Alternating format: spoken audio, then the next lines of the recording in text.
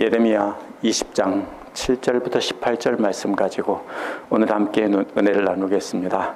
지난주 말씀은 예루살렘과 유다를 부정한 질그릇을 깨트려 버리듯이 완전히 박살내는 장면이었습니다. 우상 숭배를 하고도 회개하지 않고 목을 빳빳하게 세우며 자기 생각대로 믿는 자들은 하나님께서 완전히 박살내신다는 것이었습니다. 예루살렘과 유다 사람들은 참된 예언을 한 예레미야를 죽이려고 난동을 부리고 거짓 예언을 한 예언자들은 박수를 쳐주는 장면도 나왔습니다. 그러나 하나님께서는 그런 자들을 모두 죽고 잡혀가게 하신다고 했습니다. 근데 오늘 말씀은 예레미야가 하나님께 속았다는 말로 시작합니다. 처음에는 하나님의 사랑에 감격해서 전할 마음을 가지고 기쁨으로 하나님과 동행했는데 예루살렘과 유다 사람들이 예레미야를 죽일 듯 반대하자 전하지 않으려고 했습니다. 그런데 하나님께서는 마치 예레미야를 처녀를 강간하듯 강제로 전하도록 했다라는 것이 오늘 말씀입니다. 얼마나 고통스러운지 자신이 태어나지 말았어야 된다라고 말을 합니다. 이것이 앞뒤에 나온 내용인데 그 중간에 뭐가 나오냐면 그럼에도 불구하고 하나님만 절대적으로 의지한다는 내용이 오늘 말씀입니다. 오늘 말씀을 보면서 우리가 하나님 말씀을 말과 삶으로 증거할 때 욕을 먹겠지만 예레미야를 생각하며 참고 견딜 수 있는 힘을 얻으시기를 바랍니다.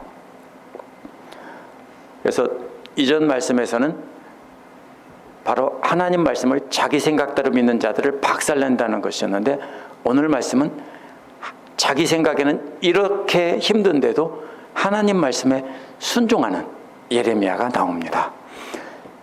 7절에서 13절은 강제로 전하게 하는 하나님이 나옵니다. 7절에서 10절에서 예레미야는 하나님께 속았고 강제로 당했다고 원망하는 내용입니다. 7절은 주님이 나를 속이셨으므로 내가 주님께 속았습니다 라고 했습니다. 이 말은요, 속인다는 말은 출애굽기 22장 16절에서 약혼하지 아니한 처녀를 꿰어 동침하였으면이라는 말에서 꿰어 동침한다는 말과 똑같은 말입니다. 사사기 14장 15절에서는 내 남편을 꿰어라는 말에서 똑같은 말입니다. 꿰다는 말과. 이 말은 본래 유혹해서 동침한다는 뜻입니다. 하나님께서 자신을 유혹하셨고 자신은 하나님께 완전히 속아서 당했다라는 뜻입니다. 하나님과 친밀한 교제를 남녀관계에 비유해서 이렇게 한 말입니다. 그래서 이것은 분명히 성적인 유혹으로 비유한 것입니다. 하나님께서 예레미야에게 친밀하게 다가오셔서 말씀해 주시고 예언하라고 했기에 완전히 속았다는 겁니다. 처음에는 그래서 하나님의 사랑에 감격해서 기쁨에 넘쳐서 하나님께 몸을 맡기고 그대로 따르겠습니다라고 한 것입니다. 자신이 예언만 하면 모든 백성들이 회개하고 돌아올 줄 알고 하나님께 자신의 몸을 맡긴 겁니다. 그런데 알고 보니까 하나님은 완전히 제비족이었다라는 것입니다. 자신은 하나님께 유혹을 당해 탈탈 다 털리고 알거지가 되었다는 것입니다. 예레미야는 사람들의 이런 반응에 충격을 받았습니다. 그래서 하나님의 유혹에 넘어갔다라고 하나님께 한탄을 하는 장면입니다. 이와 짝을 이루는 말은 더 강한 말입니다. 주님께서는 나보다 더 강하셔서 나를 이기셨다. 이 말은요, 신명기 22장 25절에서 어떤 약혼한 처녀를 들에서 만나 강간하였으면이라는 말에서 나오는 말입니다. 이 말은 강제로 잡고 누웠다 이런 뜻입니다. 본래 말은 강간했다는 뜻이 아니고 강제로 붙잡고 누웠다라는 뜻입니다. 그래서 이것을 강간이라는 한 단어로 번역한 것입니다. 강제로 붙잡았다는 말이 주님이 나보다 강하다는 뜻입니다. 사무엘하 13장 11절에서 암논이 그를 붙잡고 그에게 이르되 나의 누이야 와서 나와 동침하자라는 말에서 붙잡다는 말과 똑같은 말입니다. 7절 앞부분에서 유혹한다는 말과 연결하면 처음에는 유혹해서 넘어가서 스스로 동침했다는 겁니다. 그런데 그 다음에는 힘들으니까 나 안 할래요 하니까 하나님께서는 강제로 강간하듯 하나님 말씀을 전하게 시켰다. 이런 비유입니다. 진짜로 하나님께 강간을 당했다고 불평하는 것이 아닙니다. 하나님께 대한 자신의 감정을 사랑하는 감정을 성적인 비유를 통해서 불평하고 있는 겁니다. 처음에는 마치 사랑하는 사람처럼 하나님과 그렇게 감격해서 함께 동행했다는 겁니다. 알고 보니까 완전히 속았다는 겁니다. 그래서 이제는 싫다고, 절대로 다시 예언 안 한다고 하자 하나님께서 강제로 붙잡아서 예언을 하라고 시켰다는 비유입니다. 예레미야는 자신이 당할 어려움을 생각지 못한 채 하나님께 속아서 자신이 당한 그 비참한 모습을 강간당한 처녀의 슬픔에 비유한 것입니다. 얼마나 슬펐으면 이렇게 비유했겠습니까? 처음에 예레미야는 하나님과 친밀한 교제가 좋았습니다. 하나님께서 자신에게 직접 말씀해 주시니 정말 감격했습니다. 하나님께서 유다 백성들에게 예언하라고 했을 때만 해도 하나님께 사랑을 받는 것이 정말로 좋았습니다. 가서 하나님 말씀을 전하기만 하면 모두가 다 회개하고 유다가 거룩한 백성이 되어서 하나님의 백성으로 회복될 줄 알았습니다. 그래서 기뻐한 것입니다. 그런데 알고 보니까 모두 다 자신을 대적하고 죽이려고 했습니다. 하나님께서는 그걸 다 아시고도 자신을 속였다는 것입니다. 그래서 하나님께 완전히 속았고 완전히 당했다라고 한 것입니다. 그래서 더 이상 안 한다고 불평한 겁니다. 그런데 그 다음에는 하나님께서 강제로 계속 가서 시키라고, 예언하라고 시켰다는 겁니다. 안 하려고 빠져나가려고 발버둥을 쳤는데 하나님의 팔의 힘이 예레미야보다 훨씬 강해서 꼼짝없이 당했다는 것입니다. 그래서 그 다음에는 하기 싫은데도 계속 하나님의 손에 붙잡혀서 억지로 예언을 했다는 것입니다. 그렇게 하나님의 팔에 붙잡혀서 억지로 예언했을 때 사람들에게 당한 그 비참한 심정을 강간을 당했다라는 표현으로 비유한 것입니다. 그 결과 자신은 마치 유혹에 넘어가 잠자리를 하고 또 강제로 동침하게 된 처녀처럼, 그 다음에는 뭐라고 하겠습니까? 그런 일을 당했으면 사람들에게 조롱을 당하겠죠. 그래서 그 다음에는 그렇게 사람들에게 조롱을 당했다는 겁니다. 자신이 전하면 모두가 회개하고 자신과 한마음이 되어서 하나님을 경배할 줄 알았습니다. 근데 아무도 듣지 않고 강간당한 처녀를 조롱하듯이 하나님께 속은 예레미야를 계속 조롱하기만 했습니다. 그래서 자신은 온종일 조롱거리가 되었다는 겁니다. 또 모든 사람들이 자신을 조롱한다는 것입니다. 원어에서 날에도 모든이라는 말이 붙어 있고 사람들에게도 모든이라는 말이 붙어 있습니다. 이것은 날마다라기보다는 하루 종일 모든 시간 동안 모든 사람에게 조롱을 받았다는 뜻입니다. 얼마나 힘들었겠습니까? 우리는 잠깐 조롱을 받아도 분하고 속상해서 잠을 못 이루는데 하루 종일 쉬지도 않고 모든 사람들에게 끊임없이 조롱을 받았다는 것입니다. 8절은 왜냐하면이라는 말로 7절과 연결이 됩니다. 7절에서 왜 자신이 제비족 하나님의 유혹에 넘어갔는지 이유를 설명한 겁니다. 그것은 내가 말할 때마다 큰 소리로 외쳤다는 것입니다. 큰 소리로 외치는 것은 적대적으로 위협하는 분위기입니다.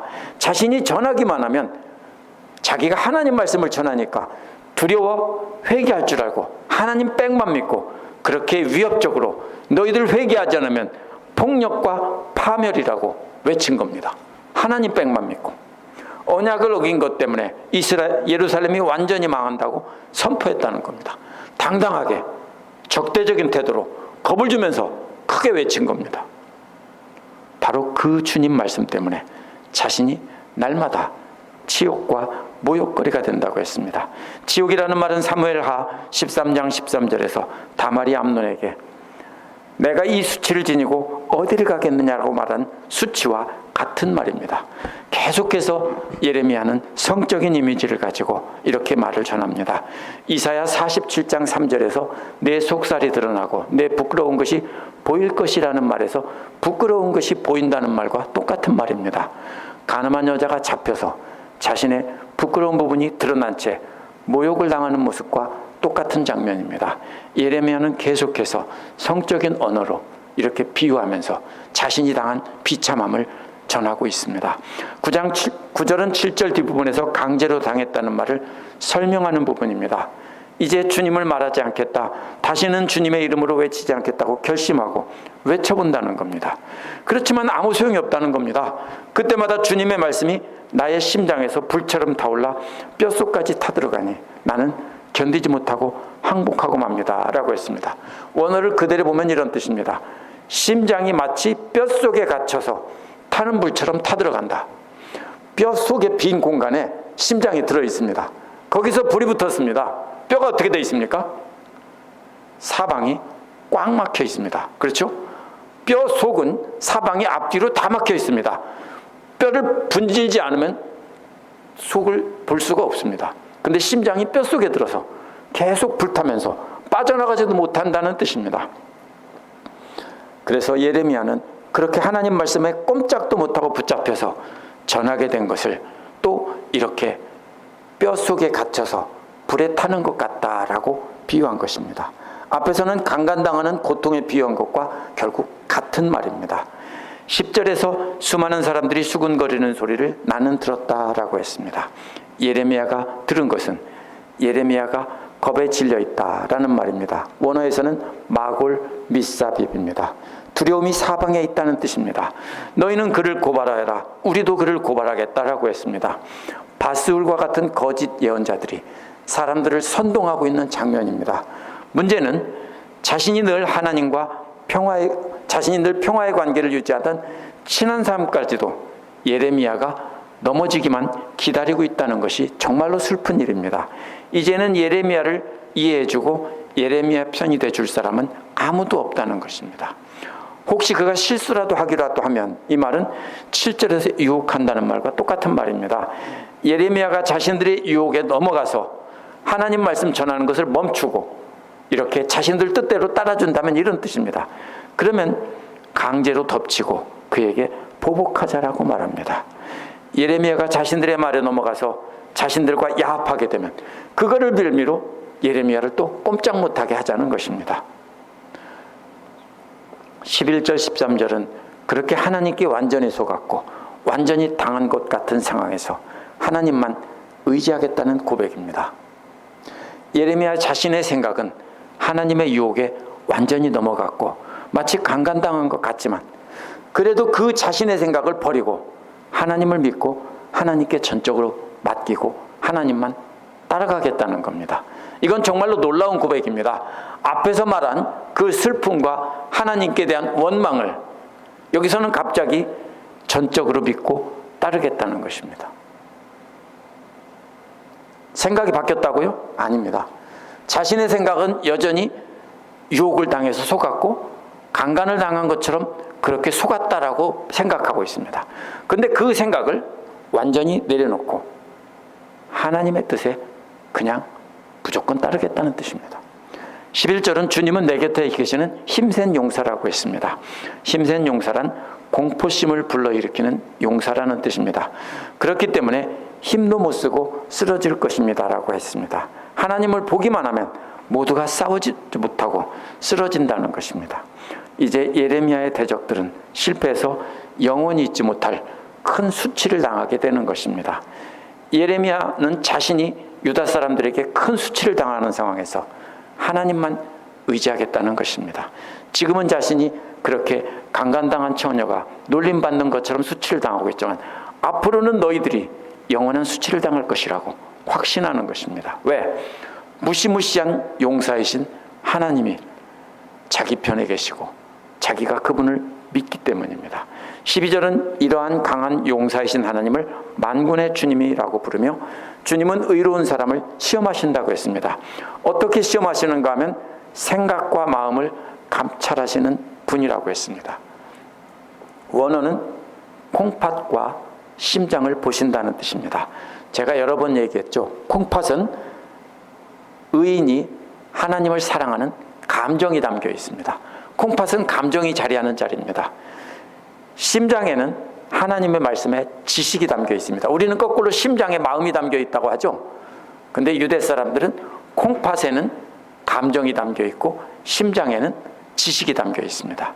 그래서 예레미야 안에 있는 하나님을 사랑하는 마음이 담겨 있는 콩팥을 하나님은 다 보시고 하나님의 말씀이 지식이 담겨 있는 심장도 다 보신다는 것입니다. 이어서 내가 그것을 보기를 원합니다 라고 말합니다. 하나님께서 자신의 콩팥과 심장을 다 보셨으니까 이제 자신이 아는 억울한 사정을 들으시고 대신 원수가 봐달라는 겁니다. 이제 전사이신 하나님은 모든 대적들을 굴복시켜 꿇어앉게 하셨습니다. 하나님은 이제 그들 앞에 재판관으로 앉아 계십니다. 예레미야는 법정에 서서 하나님 앞에 자신의 억울함을 아뢰고 있습니다. 다 보셨잖아요. 그들에게 영원한 형벌을 내리실 것이고 그것을 자신이 보게 해달라고 재판관이신 하나님께 간청하고 있습니다. 13절은 갑자기 주님께 노래하여라, 주님을 찬양하여라 라는 분위기로 바뀝니다. 말로 분위기가 바뀝니다. 찬양한다는 말은 할렐루야 앳 여호와입니다. 여호와를 칭찬한다, 자랑한다는 뜻입니다. 자신의 억울함을 풀어주시고 구원해 주신 하나님 찬양하는 노래를 함께 부르자는 것입니다. 왜냐하면 이라는 말로 그 이유를 설명합니다. 억압받는 사람들이란 원어에서는 가난한 사람들이라는 뜻입니다. 하나님밖에 의지할 것이 아무것도 없는 사람입니다. 누가 가난한 사람입니까? 바로 본문의 예레미야가 그런 사람입니다. 하나님 말고는 아무도 없는 사람입니다.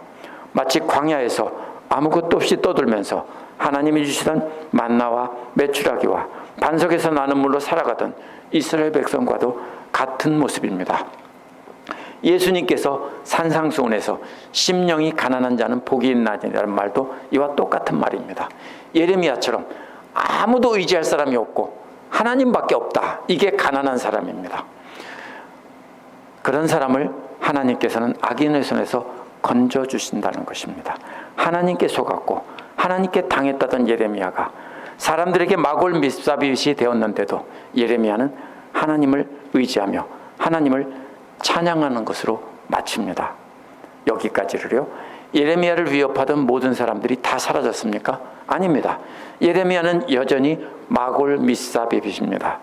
그러나 하나님이 힘센 용사라는 걸 깨닫고 하나님 뜻을 그대로 전했으니까 하나님께서는 분명히 자신을 구해줄 것을 믿기 때문에 이제는 믿고 함께 하나님을 찬양하자는 겁니다.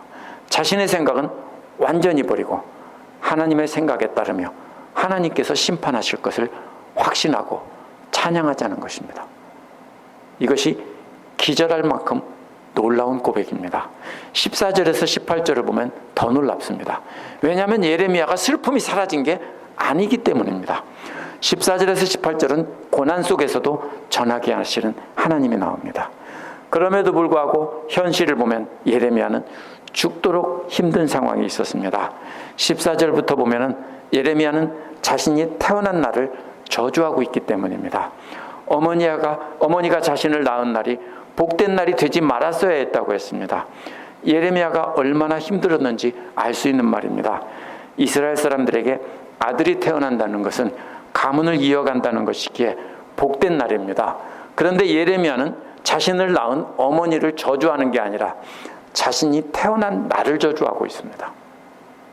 15절은 아들이 태어났다고 아버지에게 그 소식을 전해준 사람을 저주하고 있습니다. 역시 그 사람을 저주하는 게 아니라 그 날을 저주하고 있는 것입니다.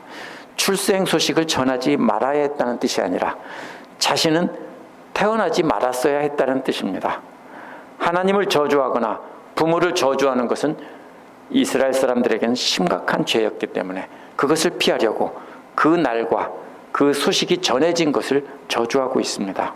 뭐라고 저주합니까? 16절에 보면 아버지에게 소식을 전해준 그 남자가 어떻게 저주받기를 원했는지 말한 것입니다. 주님께서 사정없이 뒤엎어 놓으신 그 성읍들, 이게 어디입니까? 창세기에 나오는 소돔과 고모라입니다. 아버지께서 소식을 전해준 사람이 소식을 전하던 그날에 그 성읍 전체가 소돔과 고모라처럼 완전히 뒤집어져 버렸다면 이런 뜻입니다. 그랬으면 이 사람이 아버지께 그 기쁜 소식을 전하지 못했을 거 아니냐라는 뜻입니다. 이는 그 사람 개인을 향한 저주가 아닙니다. 모두가 다 멸망해서 없어졌더라면 좋았겠다라고 하는 것입니다. 아침에는 울부짖는 고통 소리를 듣는다는 것은 자연재해로 수많은 사람이 죽어서 울부짖는 소리를 듣는 것입니다. 아버지께 소식을 전한 사람이 그렇게 되었더라면이라고 말한 것입니다. 그래서 그날은 소돔과 고모라처럼 망한 게 아니라 갑자기 태풍이 불어서 아니면 지진이 나서 사람들이 다 땅속에 들어가든지 이렇게 되었으면 얼마나 좋았겠냐 뜻입니다. 또 그 다음에 엎친 데 덮친 격으로 대낮에는 적군이 쳐들어오는 함성을 들었더라면 얼마나 좋았겠냐 이럽니다. 그것이 모두가 다 적군이 쳐들어와서 그 성읍 전체를 다 죽였더라면 자신이 태어난 소식을 전하지 않았을 것이 아니냐, 이런 뜻입니다. 이거는 그 사람이 죽었으면 이걸 바라는 게 아니라 그날에 모든 사람이 다 죽었더라면 자신이 이런 슬픔을 안 당하지 않았을 거냐, 이런 뜻입니다. 17절은 예레미야가 모태에서 죽어 어머니가 나의 무덤이 되었어야 했는데 내가 영원히 모태 속에서 있었어야 했는데 라고 했습니다. 이것은 16절의 자연재해와 전쟁의 그림과 소돔 고모라를 심판하는 세 장의 그림과 연결되는 것입니다. 무슨 뜻입니까? 어머니가 소돔과 고모라처럼 유황불에 타 죽거나 자연재해나 전쟁으로 죽었어야 한다는 것을 이렇게 말하는 것입니다. 어머니만이 아니라 그날의 모든 사람들이 다 죽었어야 된다는 것입니다. 아이는 모태에서 죽으면 거기서 사는 게 아니라 유산에서 밖으로 나오게 되어 있습니다. 아이가 죽었는데도 나오지 않는 경우는 딱 한 경우밖에 없습니다. 엄마가 죽는 겁니다. 그래서 이것은 그 뜻입니다. 자기가 혼자 죽어서 모태 속에 그냥 머물러 있길 바라는 게 아니라 엄마가 죽었더라면, 엄마뿐이 아니라 그 모든 도시와 사람들이 다 죽었더라면, 이런 뜻입니다. 그러면 예레미야는 영원히 모태 속에서 죽어서 모태가 바로 자신의 무덤이 되었을 것이다 라고 하는 겁니다.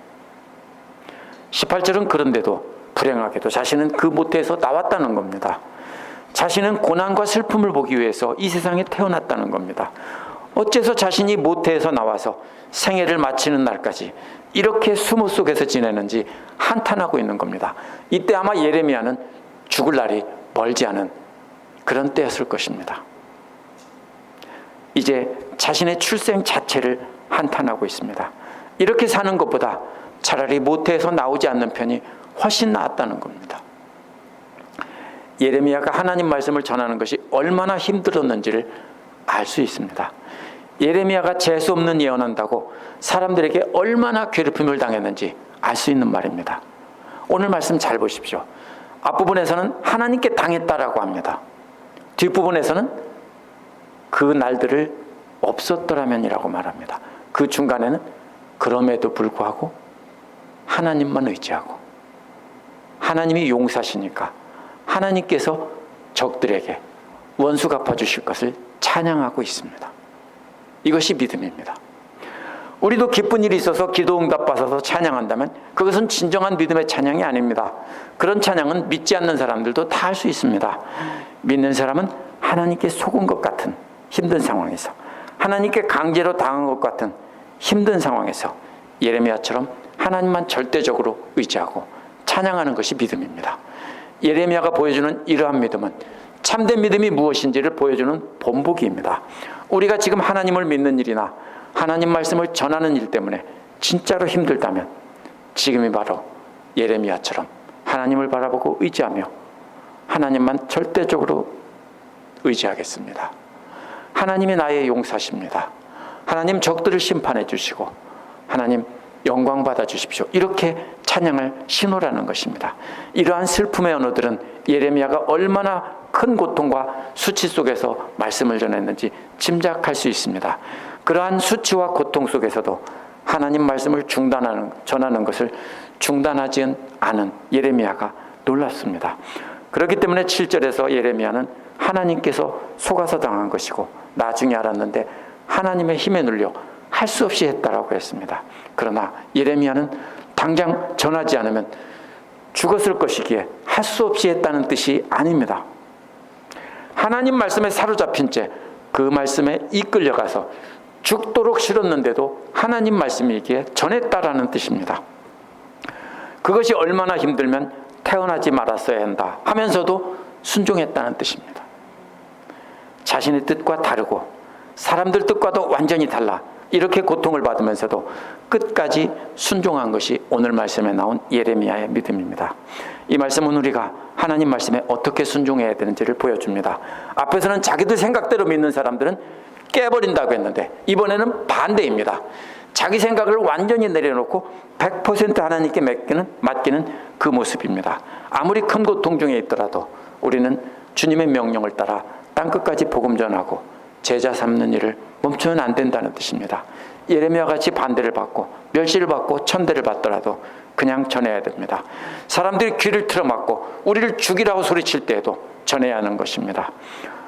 그래서 우리도 태어나지 않았더라면 좋았겠다라고 말할 때라도 그대로 전해야 합니다. 주님의 명령이기 때문입니다.